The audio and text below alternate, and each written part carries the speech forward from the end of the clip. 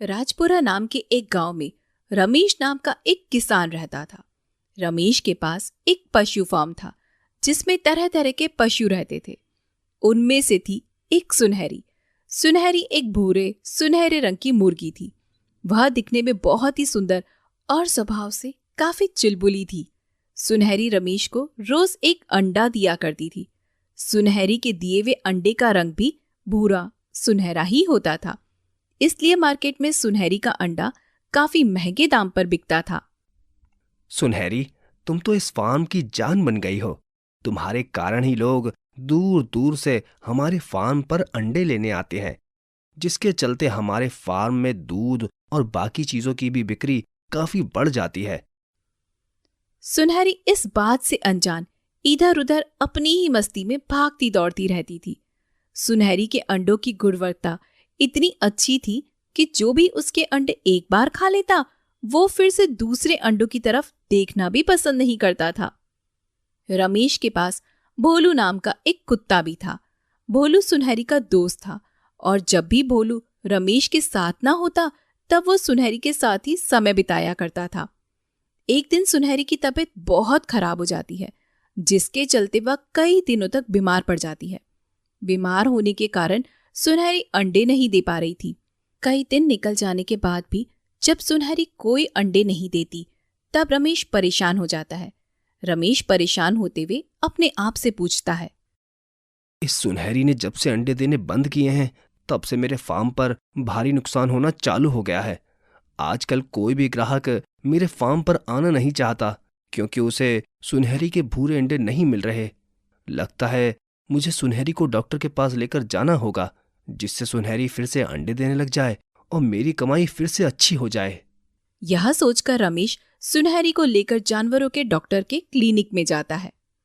Doctor साहब, ये मेरी मुर्गी है सुनहरी।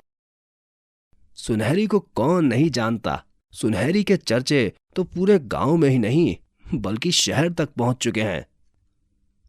डॉक्टर साहब, सुनहरी जिस कारण से इतनी प्रसिद्ध हुई है, अब वही कारण लोगों की मायूसी का भी कारण बन रहा है। सुनहरी जो भूरे सुनहरे अंडे देती थी, वो काफी दिनों से वैसे कोई भी अंडे दे नहीं पा रही है। आप प्लीज सुनहरी को देखिए और इसका इलाज करके इसको पहले जैसा बना दीजिए। डॉक्टर सुनहरी को अच्छे से चेक करता है और चेकिंग पूरी होने पर रमेश से बोलता है, सुनहरी की अब उम्र हो चुकी है। इसकी तबीयत ठीक होने पर भी ये पहले की तरह अंडे नहीं दे सकती। डॉक्टर के मुंह से यह बात सुनते ही रमेश के तो जैसे पैरों तले जमीन ही खिसक गई हो। कुछ पल ऐसे ही बुत बना खड़ा रहने के बाद रमेश डॉक्टर से पूछता है, डॉक्टर साहब, आप ये क्या कह रहे हैं? ऐसा नहीं हो सकता। आप कुछ तो कीजिए। कोई तो इलाज ऐसा होगा जिससे सुनहरी फिर से अंडे दे सके। उसके जो भी पैसे लगेंगे मैं देने के लिए तैयार हूं। ऐसा नहीं है रमेश, बात पैसे की नहीं है, पर सुनहरी की अब उम्र हो चुकी है। उसका अंडा दे पाना अब संभव ही नहीं है। डॉक्टर की बात सुनकर रमेश मायूस होकर वापस अपने घर चला आता है।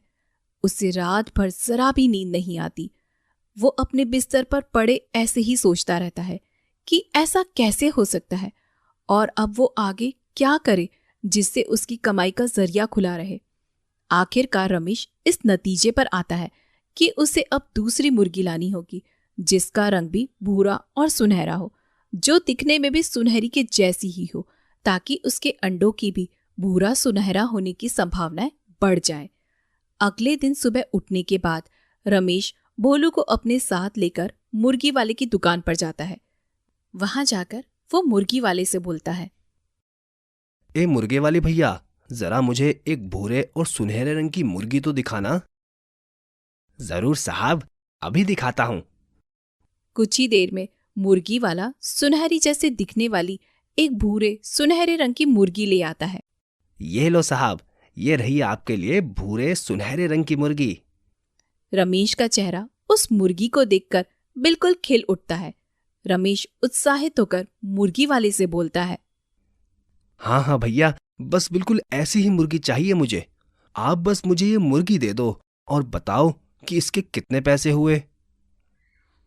अगर आप बुरा ना माने तो क्या मैं आपसे एक बात पूछ सकता हूं? हाँ जरूर, पूछो। आप बिल्कुल ऐसे ही भूरे सुनहरे रंग की ही मुर्गी क्यों ढूंढ रहे हैं? क्या इसके पीछे कोई कारण छिपा है? वो क्या है ना, मेरे पास बिल्कुल ऐसे ही भूरे सुनहरे रंग की एक मुर्गी है जिसकी अब उम्र हो चुकी है। वह मुर्गी मेरी काफी पसंदीदा है, इसलिए मुझे बिल्कुल ऐसी ही एक मुर्गी चाहिए जिसके कारण मैं अपनी चाहती मुर्गी सुनहरी के जाने के बाद उसके गम में ना डूब जाऊं। मुर्गी वाला भैया भाप जाता है कि दाल में जरूर कुछ ना कुछ काला है। वह रमेश से बोलता है, भाई साहब, अगर आपकी वो मुर्गी मरने ही वाली है तो मैं आपको आपके फायदे की एक बात बताऊं।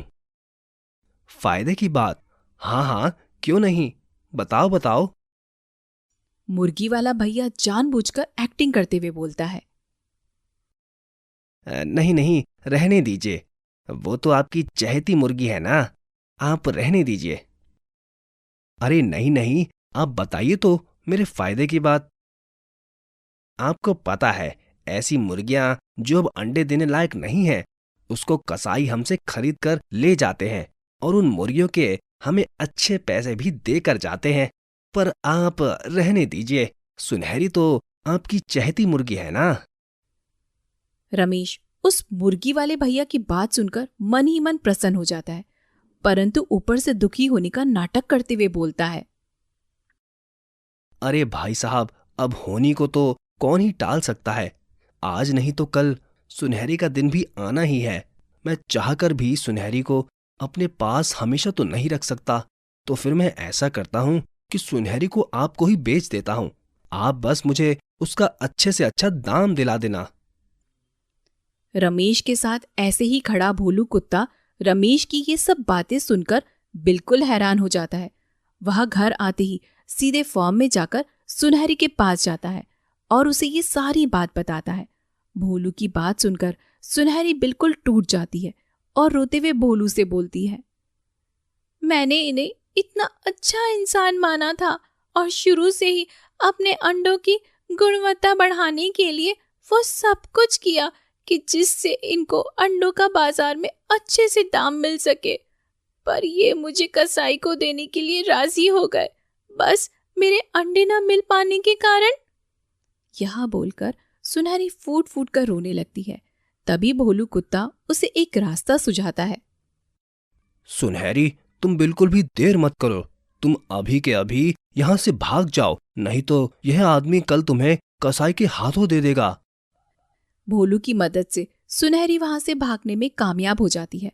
सुनहरी जैसे ही गांव के सड़क से होते हुए जा रही थी, वो मुर्गी वाला भैया उसे वहां देख लेता है और अपने हाथ में उठा लेता है। सुनहरी अपने आप को मुर्गी वाले की कैद में देखकर काफी ज्यादा घबरा जाती है। सुनहरी को घबराया हुआ देखकर मुर्गी वाला उससे बोलता है, घबराओ नहीं, मैं तुम्हें कोई कसाई के पास नहीं देने वाला हूं, बल्कि मैं तो पहले ही समझ गया था कि दाल में कुछ काला है और रमेश को तुमसे कोई लगाव नहीं है। मैंने तभी सोच लिया था कि तुम्हें रमेश की कैद से आजाद करना पड़ेगा, क्योंकि जब तक कोई भी मुर्गी अंडे देती रहती है तब तक ये लोग उसकी अच्छे से देखभाल करते हैं, परंतु जैसे ही वो मुर्गी अंडे देने लायक नहीं रहती, वैसे ही उसको कसाई के हवाले कर दिया जाता है या फिर उसकी देखभाल रोक दी जाती है। मैं बस तुम्हें रमेश की कैद से बचाना चाहता था। तुम मेरे साथ चलो, मैं तुम्हें पूरी आजादी के साथ अपने पास रखूंगा। ऐसा बोलकर मुर्गी वाला सुनहरी को अपने साथ ले जाता है और इस तरह सुनहरी रमेश की कैद से आजाद हो जाती है। हेलो दोस्तों, हमारे इस चैनल को सब्सक्राइब करने के लिए यहाँ क्लिक कीजिए। Thank you.